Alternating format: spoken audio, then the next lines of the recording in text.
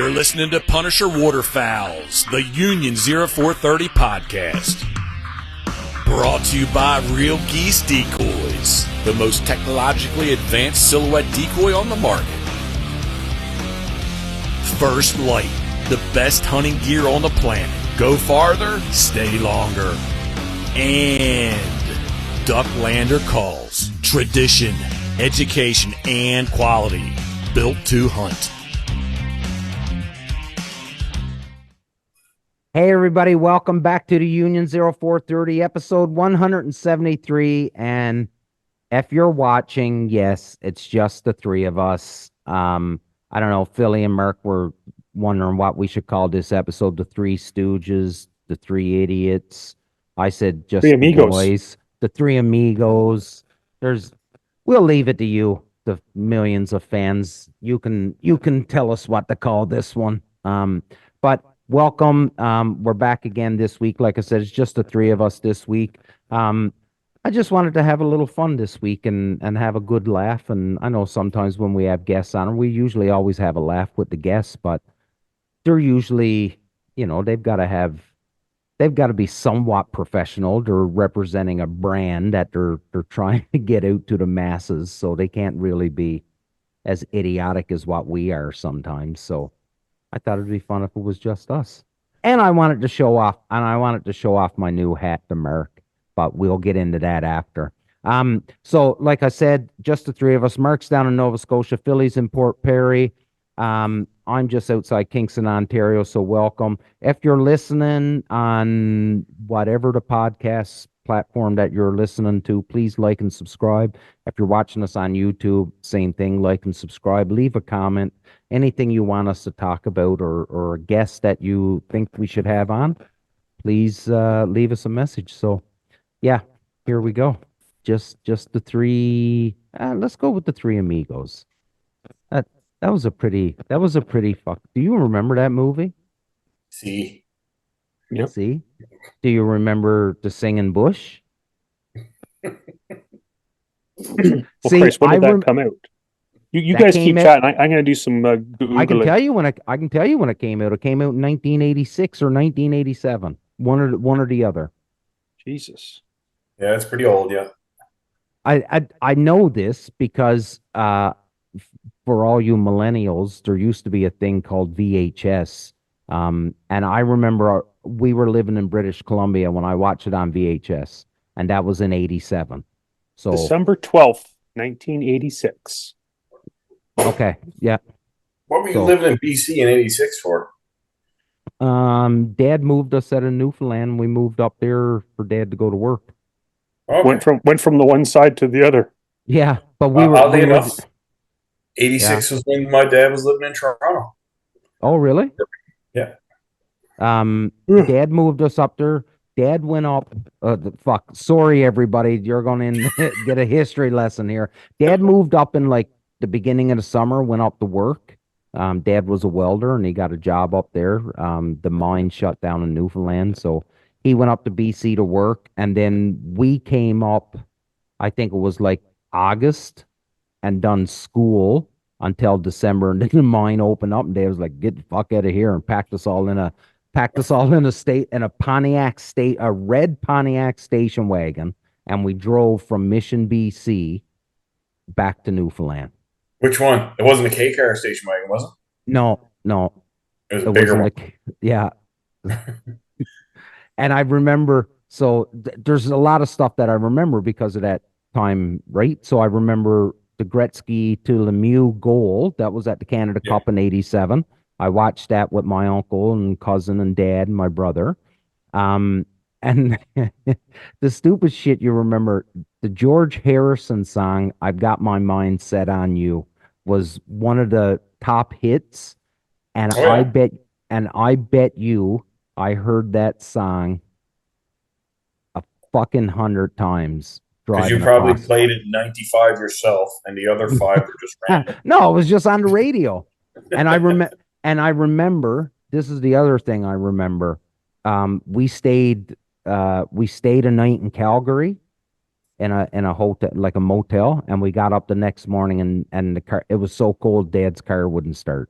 And I'd never, up to that point, I'd never experienced cold like what it gets in Alberta in the wintertime, right? Like Newfoundland, we don't get it that cold.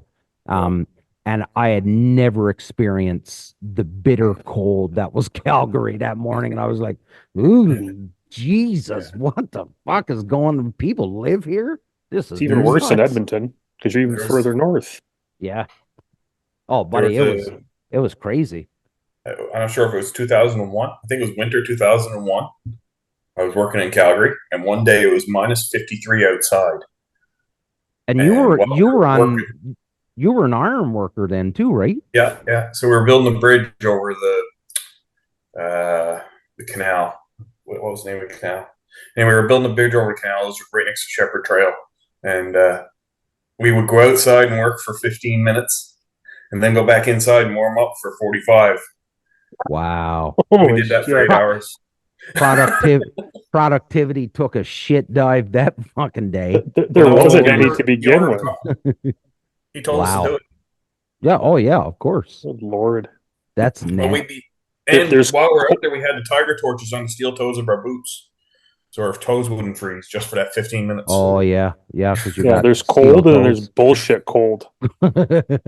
Oh, okay. So let's change the subject here. I got to say this, and I hope that none of the listeners of this podcast actually believe this, but was talking to some friends of mine today, and their daughter's friend is convinced the earth is flat.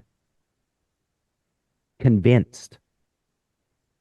Which got me to the point, and I'm like, and this is a 30-year-old dude, right?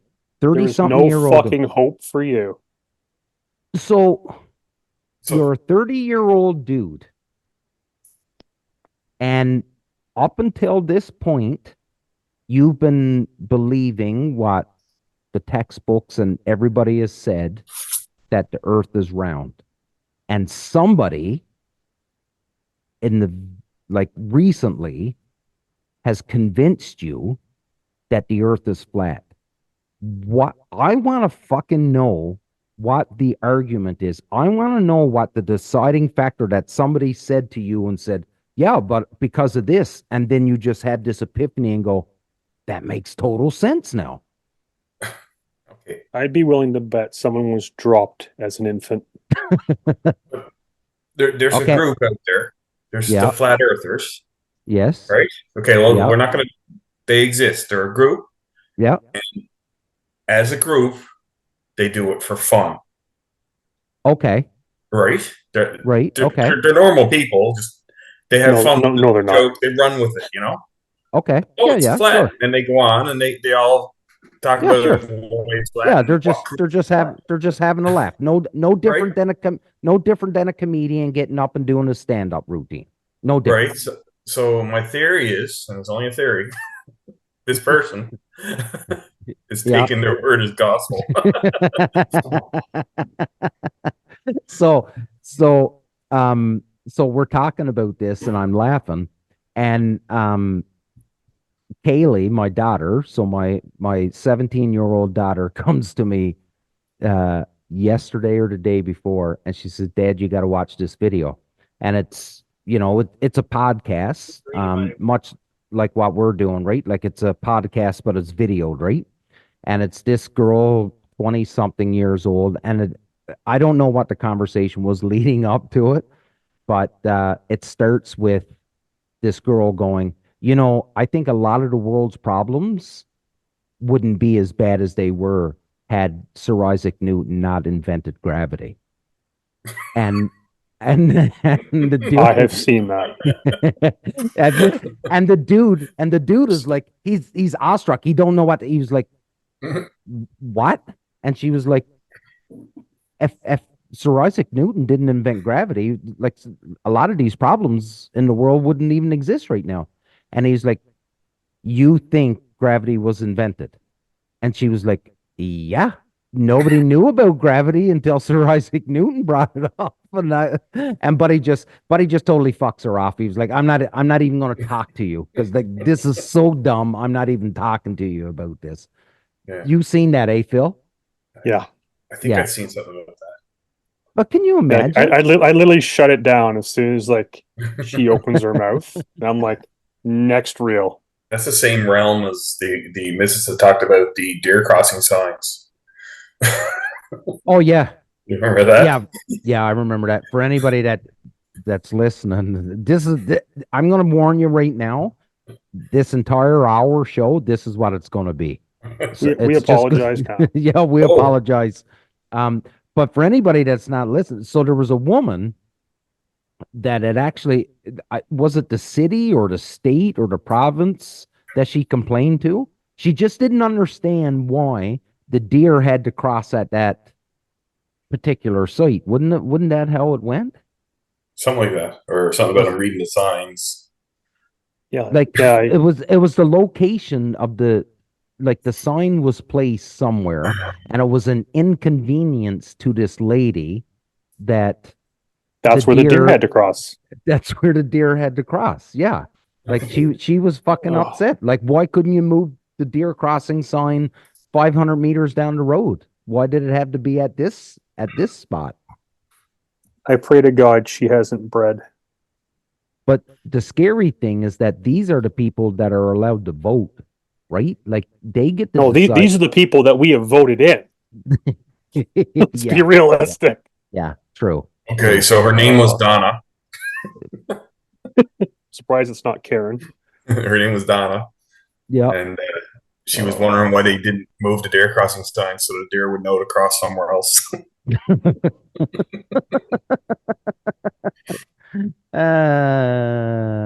She's I need to tell drink. deer I'll be we're back. safe to cross. Yeah. She's not intelligent at all. God love her. But I did. You say that. You say she's not intelligent, and yes, in a way, people like this, you would tend to think they're not intelligent, but there's a level of oblivion in this world. Yeah.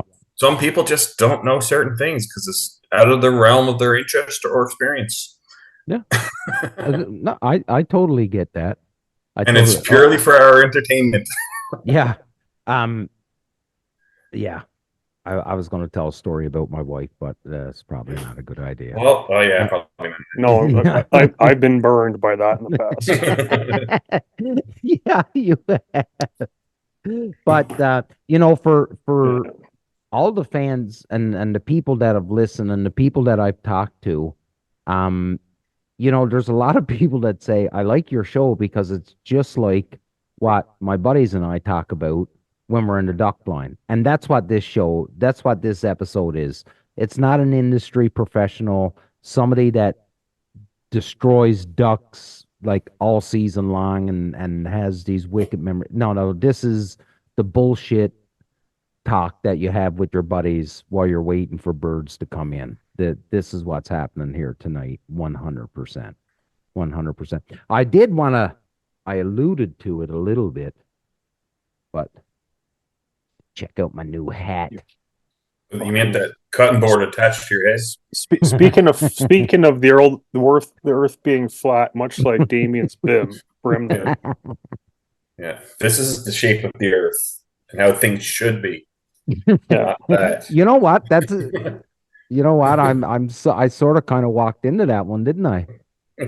Here I am with my flat brim hat. And what'd you grow up with? Wait now, I gotta say, what's your heritage, buddy? What's your heritage when it comes to hats? Oh, like curved way more than what yours is right now. I can tell you that. You're betraying your culture. Yeah. Hey, I like it. I do dig it. I've got this one, and I've got a second. I wouldn't be advertising how many flat brim hats you own. Well, they were given. This one's not totally. Flat. It's like, still flat. It's still flat. Yeah. Hey, it's flat. The only thing that would improve those is if you took the bib and you curled the front of it up a bit. Straight up. Oh, it's like that one guy on like that gold digging show. Yeah, that's it. Yeah. Same thing. Yeah, no, and I'm not gonna flip the the brim up. That's But, the only hey, thing that improves a flat brim. Well, doesn't Jesse James do that as well? I think so. hey, Tetra, Apex, thank you for the hats. Don't listen to what the boys say. They're nice Hey. hats. Tetra, Apex, if you get any like this, send them my way. Yeah. Send more than one. And just remember, everything's better in Bottomland.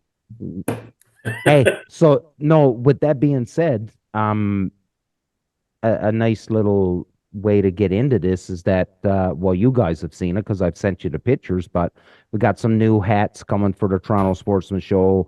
Swag. And some swag. Our good friend, really good friend, Anthony Wade Smith out of American Waterfowl Systems down in, I think Anthony's in Tennessee.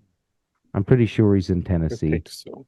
Yeah, I think so. So anyways, Anthony's got, it's a little side hustle he's got on the go, and he's making some beautiful hats with some leather patches and stuff. So I reached out to him and asked him if he could do something up, and I sent the pictures out, and Philly seen the one. There's one in Bottomland, and yeah, looks like the tits. It looks really good. So, Well, here's a funny thing: is Anthony's initials is the same as his company. Jesus, I never thought about that. Anthony Wade Smith, American Waterfowl Systems. Philly, Coincidence? I think not. you are amazing. You are Adequate. amazing. Adequate. Adequate. So, anyways, we got some new hats coming for the Toronto Sportsman Show, and a bunch and some new T-shirts and stuff like that I'll have available. But I'll ask you guys, and I've done some research on this, checking out other spots. But a hat. If you were walking into a trade show, or if you were to buy a new hat today, what is too much for the cost of a hat? And I want your honest to God opinion, because I know what I've got to charge to make $10 on a hat. I know what I've got to charge, and I want to know if it's too expensive. Nowadays, Yeah. see, I'm willing to go online, Yeah. pay for one of these, and have it Yeah. shipped at whatever it costs to ship it to me. Right. That'd work out to about, I'm guessing, between 35 and $40. Yeah. I What would do you think. I think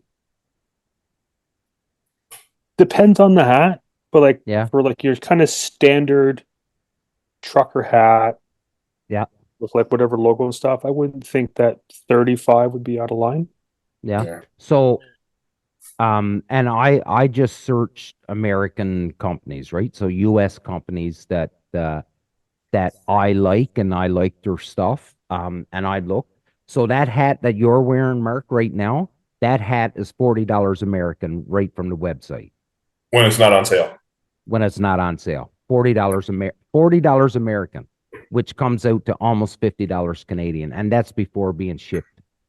Yeah. That's ridiculous. It's When I was expensive, going man. over them, Damien, when I was going Yeah. over them, they were 25 each. Somebody delayed. Yeah, I know. Sorry, buddy. But yeah, like, and I just, I get it, right? Because I'm the same thing, right? Like I don't waste my money, is what I should say, right? Like I don't spend, like I'm with you guys. I think 35 bucks is a good price for a hat. You're buying a hat, 35 bucks. Yeah, 40 bucks, man. And that's a couple sites and actually there were some sites, some of the smaller companies, hats were $45 American. So the smaller, yeah, some of the smaller, like smaller brands. Were Yeah, they they were covering at, shipping? nope. That's pricey. So now, a couple of them, if your order was over I think if your order was over $150, then you had free, but that's free shipping continental USA, right? Yeah. Yeah. So, that Can't still look them to doesn't, untearable. yeah, If that only we still knew a guy who had a mailbox. in the States, yeah, yeah. If only. You No, need a mule. yeah, we do need a mule. Um, but yeah, like it's ridiculous, man. Like a hat, like a hoodie now. You're not getting a hoodie under $80. I don't Not think. a decent one. No, not a decent You'll get one. your cheap ass cotton ones for $50, but Yeah, The one, like I picked up a hoodie when we were down at Habitat Flats. yeah. What'd you pay for that hoodie down there with Tony? Like, and I would assume that that would be an expensive hoodie. I want to say, I think it was like $95. I think it was 95. 95 American, so that's like 400 Canadian. That'd be But $120. I can tell you right now, 125, 130. next to my Filson hoodie that I've got, Yeah, like it is fucking heavy. right. Like, buddy, it was worth every single nickel Yeah. of So $95. So that's a good point, Philly. So like if you're going to ask for, $95 on a hoodie or $120 Canadian for a hoodie, then I'm Like okay to that's a spend. lot of It fucking is it is a lot of coin, but I'm okay to pay for it as long as it's not like a fucking cotton gild paper thin. or like a gildan one that you pick off the rack for $15 Yeah. and the company is just jacking the price up on it, right? Like if it's Like, a sick hoodie, like nice material and the whole bit, yeah, of course. it's warm. Yeah. It is Like warm. Like Jeff I've worn Coates, it a couple times, like as of late, like days like we were down into like -15. yeah. Now I'm like, oh, this thing is butter. Buddy, Jeff Coates gave me a Pit Boss one, and it's a Carhartt hoodie, and it's got some like water repellent properties to it. DWR. Dude, this thing, it's heavy, it's warm. I guarantee you that you could probably dress me in it when I'm buried. Like the thing will last. Do you know what I mean? And now I don't know how much because Jeff gave it to me. Thanks, Jeff. I don't know what Jeff sold those for, but I'm gonna tell you, like, I would hazard the bet that today that would be an $80-$90 American hoodie, easy. And it was a Carhartt too, so the price is All you jacked gotta up do, even more. go to Mark's and see how much they are. Yeah, They sell And all then- Carhartt here. yeah. You just go on like Carhartt Canada. But yeah, but things are getting expensive. And here's my theory, and God knows people are going to disagree with me, and you guys may too, and that's fine. But here's my theory. So for the Americans listening, I'm not sure how it is down with you guys, but right now in Canada, like there's this topic happening in Canada where people are asking for a living, I think it's called a living wage is what that, so whatever inflation is at within the country, well then the wage that you're paid has to be at this level. So and by no means am I insulting anybody for what they do for their job, because we need everybody and make this world go around. And Hey, $20 is $20. absolutely.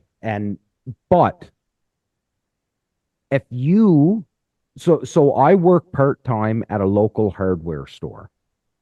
I get paid minimum wage. I go in just 5 hours a day for 3 days a week. I get paid minimum wage for that. Now, I understand that in today's economy, minimum wage don't cut it. But I get it. I totally get it. But at the end of the day, my responsibilities at this store is to point somebody to where the screws and nuts and bolts are. And when the little old lady comes in and needs 2 bags of water softener salt packed in the back of her car, that's my responsibility. That's all. I don't have keys to the store. I don't know the security code. I don't work the cash register. I don't even, they got one of those key making machines. I don't even touch that thing. I'm literally just, hey, yeah, here's your nuts and That's bolts. well above your pay grade. Yeah, apparently, right? But I get paid. I get paid minimum wage for this. And I understand that minimum wage is not enough to live. I get that, but everything is getting increasingly more expensive. And here's my theory. If we stop raising minimum wage, things would stay at a constant price. Because if we raise minimum wage, so let's look at Tim Hortons. That's your equivalent to Dunkin' Donuts down in the States. So if the Tim Hortons worker now needs to get a raise, well, then what happens? Coffee becomes more expensive, right? Because the company is still going to make their margins. They're not going to lose money. They're not going to go, well, I guess we're going to lose this much money now because we got to pay people a little bit more. No, they just raised the prices. And everything, and that just snowballs, right? And now everything. So if you're looking at clothing, well, the person that's working in the shop that's making this, that's doing the screen printing or the embroidery or stuff like that, they're getting paid more. So then the company got to charge more. And then everything just keeps climbing. And now you're looking at, $120 hoodies or $40 hats or whatever it is. Yeah, everything's going up in price except the paycheck. Yeah. Well, hours, yeah, but minimum wage is increasing, but ours isn't. Our paychecks aren't increasing. No. Do you know what I mean? And again, I'm not slagging on any job or anything like that. By no means that is the furthest thing that I'm doing. I'm just saying that if you're wondering why things are so expensive, everything's so expensive is because everybody's demanding to be paid more because the cost of living is so high right now.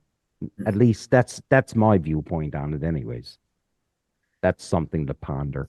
There's a lot more that goes into that too, especially over the last couple of years, than just the wage increases. We can get into that, but we'd be here for days. Well, the cost of fuel and taxes and all that shit. Yeah. I get you.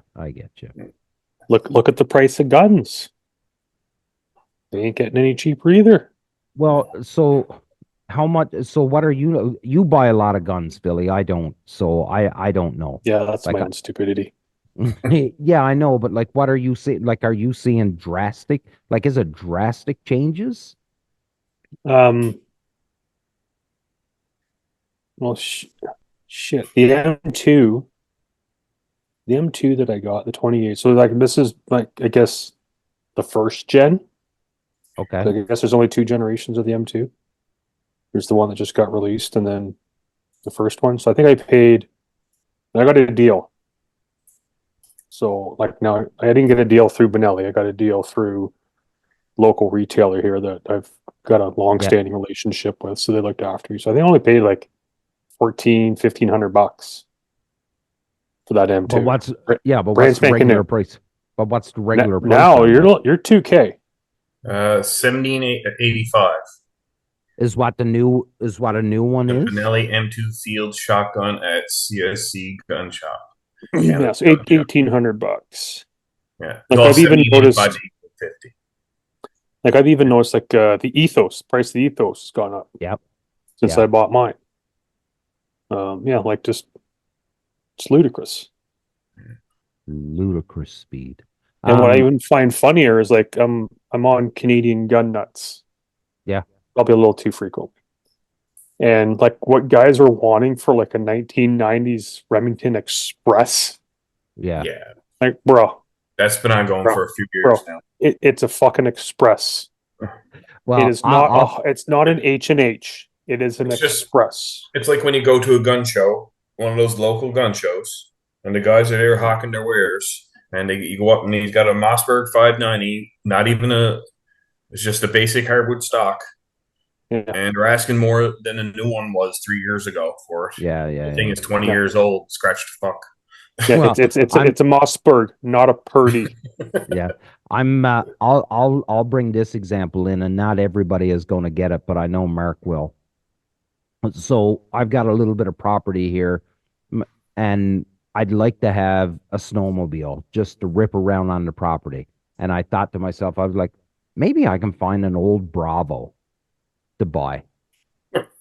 Dude, How about an Elan? Tumbler. Get a tumbler. Phaser. Oh, I'd love to have The a fucking phaser. turning headlight. Oh yeah, buddy, Oh, I'd love to have Fucking a almost phaser. Fell out of my chair. But a Bravo now, so one like Dad had when I was a kid, is almost as much now as what it was in the late 80s. Brand new. Brand new. Yeah. And I'm just like I thought, well, maybe I'd get one for $1,000 or something like that. You know what I mean? One running. Sorry, so stupid question. Who makes the Bravo? Yamaha. Yummy. Yamaha? Yeah. I gotta check out Marketplace. Yeah. But There's yeah, $4 look at grand. yeah. You get that Skidoo brand new was like $5,000 in the day. Oh, here we go. 1993 Yamaha Bravo Transporter. Yeah. That's a 1200. short track, right? 1200, but I got no idea. Yeah. 1200. You should look for the phasers though. Oh, the phasers were sick. Oh, here's a 98 Yamaha Bravo Trapper, $4 grand. Yeah, Oh. that's a long track. 86 Bravo, 1500. Crazy. But that just goes like people and I like it on Marketplace and stuff, like the piece of shit that somebody pulls out of their garage that their dad had. So their dad passes away and now they're trying to offload all of his shit, and they just add vintage or rustic to the title and then jack the fucking price up on it. What you need is an enticer. Ooh, oh yeah, we had an enticer. We had a 340. Buddy, Larry Enticer. Just gonna send it. Just gonna send it. Look at that. A 92, buddy. That machine looks brand new. She How looks much mint. is that? How much is that? $4,500. She's got 11,380 on her. Kilometers. Buddy, Look at her. that thing could haul ass too. Like, and I mean like fucking haul ass. Oh, the wheels are a little worn on it there. Yeah. Almost metal. Oh my God. That thing, oh dude, you were a rock star where I was. If anybody pulled up in one of them where I was from, you were a fucking rock star. There's no look at that. Custom man. built, fresh rebuild, motor, crank, bearings.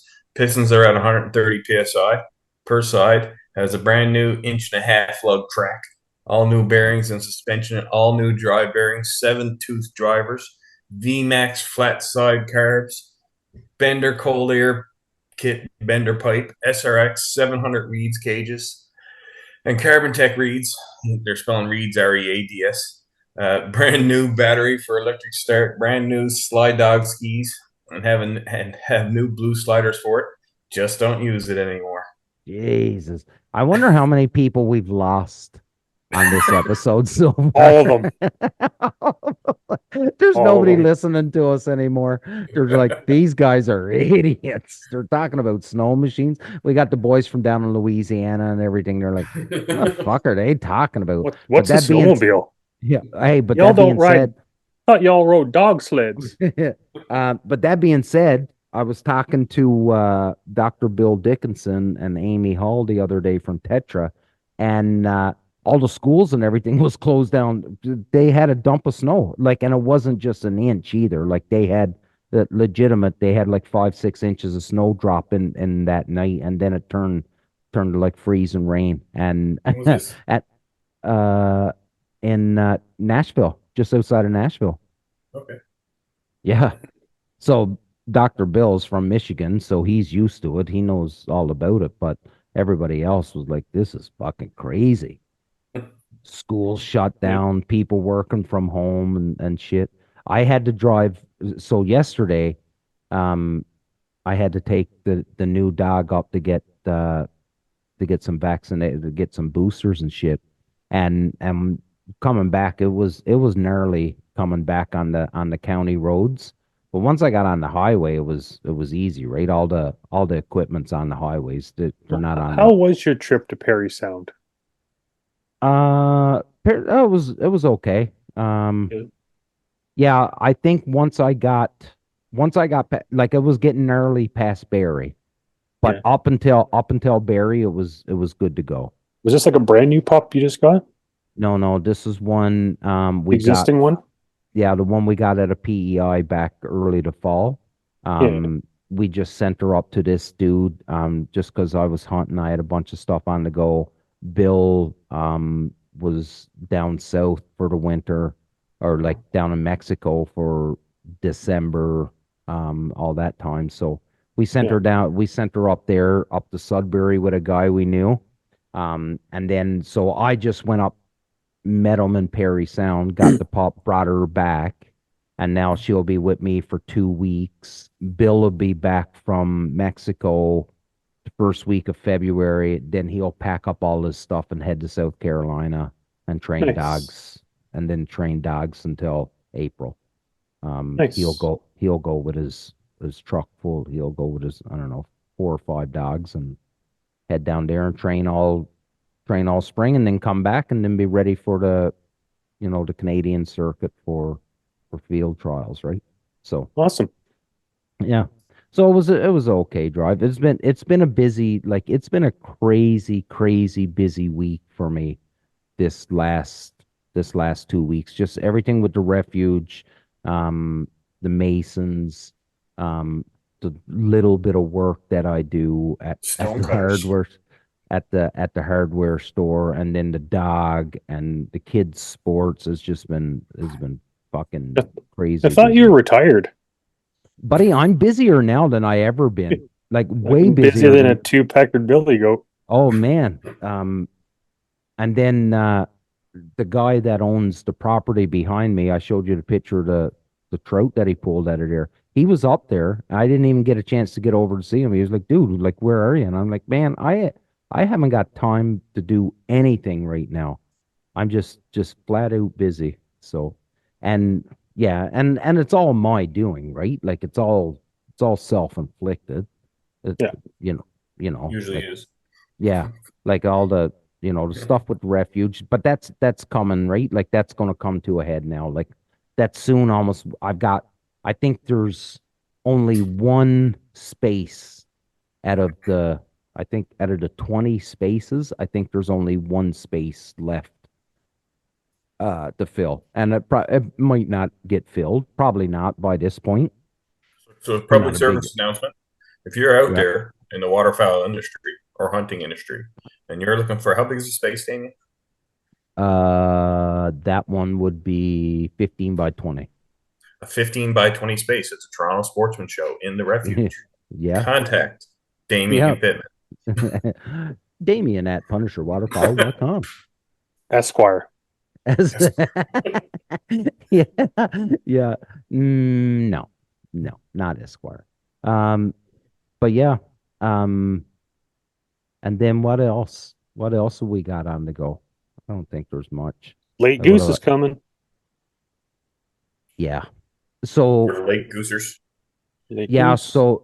so Steve Segulik put out the invite that if we Okay. want to come down, if there's birds, we'll come down. But I told him that if we come down, the heat situation better be fucking sorted out, because Phil almost died of carbon monoxide poisoning, me and And- Josh.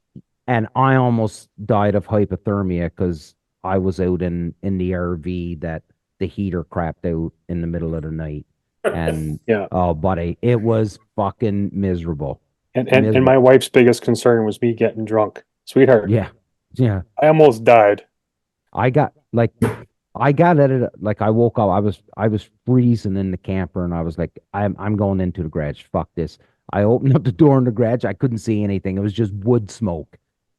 Yeah, Like that it stupid was fucking pellet stove. yeah, it was just wood smoke, dude. I was like, Jesus, is anybody alive in here? What? I Sanka, opened you dead man. I was like, holy fuck, this The is boys could still got brutal. the. So he's still got FP Waterfowl going on. That's completely dropped off the radar, right? He still talks about it, but I think he pissed off a few people. So A few. uh yeah, Wasn't that the yeah, point? yeah, that was totally the point.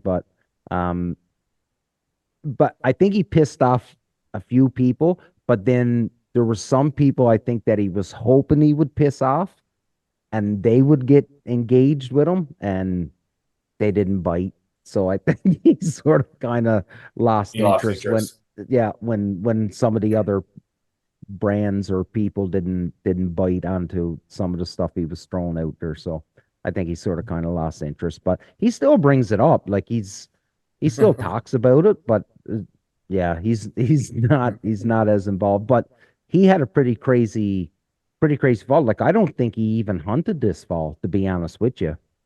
No. No, I don't think. I think like he went up to his dad's, like where him and his dad used to hunt up in Chapleau, I think, somewhere Yeah, up he was a around there. moose hunting or something, wasn't he? Yeah, he went up Yeah. there. Well, he didn't go moose hunting because he didn't, but he went up there, because that's him and his dad would go up there every year. So I think him and his missus just went up and hung out and did some fishing and stuff like that, right? But I think that's all it, other than deer, like he definitely hunted deer. But I think that's it. Like he got in the tree stand a couple times, knocked down his deer, and then that was it. So I think he'd just been crazy busy all fall, and he just didn't get a chance to get out. Fair enough.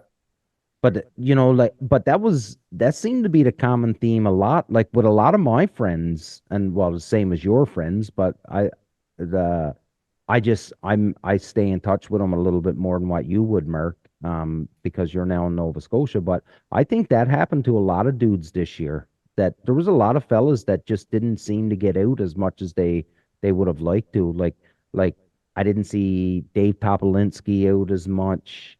You know what I mean? Like a lot of those guys down there. Now the one guy that definitely got out a lot was Corey Baker. Holy Oh yeah. shit. Well, it's his Him, job Yeah. too. yeah, but him and Andy Verco, man, like they put smashes. Like the late season, they were smashing If you birds. had access to what Corey had access to, you'd be doing it as well. Yep. Well, that and him and Andy Verco are like they're tight, right? So he's both of them are lucky enough that they can manage their schedule around hunting, right? Oh And yeah. and and that's like I didn't get out as much as I wanted because I really just don't like going by myself anymore. Um, but when you've got somebody that can, work the same schedule as what you are and be available the same time you are, oh yeah, buddy, you'd be out smashing them all the time. Oh yeah. And yeah, they put a severe beat down on greenheads this late season for sure. Did you? Oh, I gotta talk about this too, Phil. You probably would have. Did you see the picture that Andrew Lowe's put up on Knowles? Not Andrew Lowe's. Lowell's. Lowell's. It is Lowell's. Lowell's. Did you see that picture he put up of his dog the other Oh day yeah. retrieving a duck I, in I ice? commented. I commented several times. Dude, it blows my mind. And here's the So there was mandatory duck. well, here's it. There's two threads though. Oh, was there? There's the waterfowl retrievers thread, which I got involved in a little bit, and then there's also a Nova Scotia hunting Yeah, page. I seen the Nova Scotia one. Oh, okay, no, there's the waterfowl retrievers. Um, and here's the mandatory dog plug from me. As I'm wearing my Sheetwater Kennels premium gun dogs hoodie, Jordan Stone. hit him up. He deals mostly in brown dogs, but he'll do a black dog every once in a while too. So, And yellows. and yellows too. But it blows my mind the determination of a dog, and to see that picture, like that dog was breaking through ice to come back with that No. bird. Like it just It was not. It was a It bit was of shoreline slush at best. So It was that water, because I've had Slush? this I just found conversation. it's Yeah, it's just slush. slush. Like I've listen. been Get off my fucking cloud. It was ice. I've been having this conversation with Andrew for like the last 24 hours or so, because like he reached out to me. He's like, dude, like what the fuck? And we were chatting. But like that dog is standing on bottom. Like Man. the dog's in 2 feet of You know water. what, Andrew? You know what, Andrew? I think your picture was fucking awesome, and I'm not Oh, letting- 100%. Oh, no, it's Picture is awesome fucking picture. amazing. I'm not letting It's all Philly the bring you down. comments. It's all the comments Here. from the fucking lefties. I am going Oh. to share Oh, this here we Oh, go. yeah, was there so the people thousands complaining? and thousands who are watching right now can Millions, Oh, buddy. see this. millions. There's so much hatred. Really? Oh yeah. See the waterfly? Yeah, but that looks That's like slush. ice to me. That looks Yeah, like he's ice just to yeah, me. he's just some like slush. Like that's ocean water too. Like he's hunting salt Yeah, water. that's salt water. Yeah. Heaven Um, slush. But so, what were the hate comments then? Like, oh buddy, you like, why would you ever do that to your dog? What would happen if your dog went under the ice? oh, Oh, like this is all like Facebook stuff. right. Yeah, it wasn't on Oh, me. yeah. What would happen if your dog went under the ice? Well, it can't, because it's fucking standing in the water. Where it's like, oh, how would you ever get to your dog? The water is knee fucking deep. I'd walk there. Like, well, just like I chirped a couple idiots too. Like Yeah, to all the yeah. fucking lefties that were commenting, like all those people that were not on the hunt, Yeah. that did not know the conditions. Like, oh my god. There's So a dude. of course, I posted a couple photos of Thor, and you know exactly which photos they were Yeah. of Thor fucking swimming through pea soup, fucking slush and shit. I even posted up a photo today. It was actually one that Mike Bonds took of Thor from that exact same hunt. I'm like, here you go, fucking triggered. Just to get these idiots going. Like, holy fuck! Like you weren't there. Sit Yeah. down.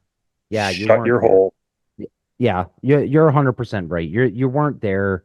You don't know, and yeah, I totally get it. There's a veterinarian down in the States. I think his last name is Bradshaw or something along those lines, and he put a picture up, and this guy, big hunter, obviously he's a vet and a veterinarian, and he knows how to look after dogs and stuff. And he put a post on the other day, and it was a really good post regarding your dog and cold water and getting late in the season, and you just what you got to do to make sure that you protect your dog. You're not saying not to let your dog go into cold water. He's just sort of kind of hints like, listen, if you're putting your dog in cold water, here's the things that you got to make sure that the ambient temperature isn't too cold. It's not the water that gets them. It's when they come out of the water that's the real danger, right? So, anyways, it is that time of year, right? And there's still people chasing birds. So it's funny, because like for everyone, whoever was like has seen the photos of Thor like swimming through the slush and stuff in those pictures. So there were six guns that day. We ran 4 dogs. And we had a canoe in case we needed to get out, whatever the case may be. The air temperature that day was -14. All the dogs were vested. Yeah. We had like dog blinds for the dogs as well, so they could get in there and obviously be out of the wind if there was any, keep warm. But for those who've never run a dog, that day again, so it was -14. That's Celsius for people down south, Americans. Yeah. You could put your hands inside that neoprene vest between the vest and the dog and use it as a heater. You'd be surprised how unbelievably warm that dog's chest is between like its body, like that air gap between its body and the neoprene vest It is like a fucking oven. Yeah. And I have done it to Thor where my hands have gotten cold and I've stuck my hands in his vest. I'm like, suck it up, Buttercup. Like warm my hands. Like there those was that are not product. I was looking for it the other day, actually. It's called the Sugar Coat. It's SUGAR, just how, but it's like sub SUG. I don't know. Anyways, it stands for something. But the company, the guy's not making them anymore. And dog these, beds? no, this was a jacket. So like you would like just drape it over your dog, but it had magnets down. So when you wanted to send the dog, you just like grab onto the back of the jacket and the dog could break through it, right? And then when it come back, you just drape. So it was like a big warm jacket that you just draped over the dog. And I think they call those blankets. Yeah, but this was called the Sugar Jacket. Yeah, that's it right there. Oh, The sugar Smart coat. ass. The Sugar Coat. hey, Yeah. better a smart ass than a dumbass. It's Yeah. wool lined. So that was And what wool retains heat when wet. Yeah. So so you're looking at that's Sue Snow's business down in southern Ontario, Dakota Creek. Yeah. Which is an awesome little business if you are looking to get supplies for a gun dog. I highly recommend dealing with Oh, Sue. absolutely. She's got a lot of cool shit on there. I was actually on her website last week. I think, anyways, yeah, a lot of cool stuff. Dakota Creek Retrievers online. Boys, we're gonna start tidying this one up. If you are a real fan, if you are still on this show listening to us right now, and God love you, we appreciate you more. So I almost feel that if you've made it through to the end of this episode and you come to the Sportsman Show, what number is this, Damien? 173? Yeah. I feel like if you come to the Sportsman Show, to the Refuge, there's to the Billy giving away my shit to the again. Punisher Waterfowl booth, I feel like, if you come to us and say, I fully endured 173, we'll give you a free sticker. Oh yeah. Philly's the master of giving out fucking stickers. I keep a water in my fucking truck. Stickers for everybody. I throw them up for everybody. Cars. In saying you don't even fucking hunt. Here's a sticker. In saying all this, and I bet you, as we're speaking, and when this airs, Craig Triple Threat is listening to this right now. Guaranteed. Guaranteed. I know Craig Lalonde is listening, and I know Jeff Coates is listening because they both. I know those both go through every episode. So I really appreciate it, boys. We do have to tidy this up, boys, and get it out. So we'll quick right around and then we'll shut her down. Philly, to you, my man. Hey, just Three Stooges. Another great episode. It's nice, just a change where we can just like be asshats. And like, just change of pace, not have a guest. It's not the end of the world. We can still do this without someone famous. Yeah, absolutely. Whether you're going to listen to it or not is another thing. I think this episode was more for the three of us than for the. At the end of the day, we only need these people to get like the first 3 seconds, and it registers as like a view, a listen, like whatever these things are. Yeah. Mark. Oh, good chatting, boys. Good to see you again this week. This was the only night we could have done it, so it works. Yeah, absolutely. I'll be looking forward to seeing you in the future, and everything is all tidied up now. I just gotta go when the time comes. Yeah, awesome. Okay, ladies and gentlemen, episode 173. Thank you so much for listening. Please like and subscribe. If you made it to the end, even just just leave a comment. I made it, and we'll know what you're talking about. Big love. Surround yourself with good people. This was the Union 0430. We're not experts, and we'll never pretend to be. And this show fucking proved it. Big love. Until next week.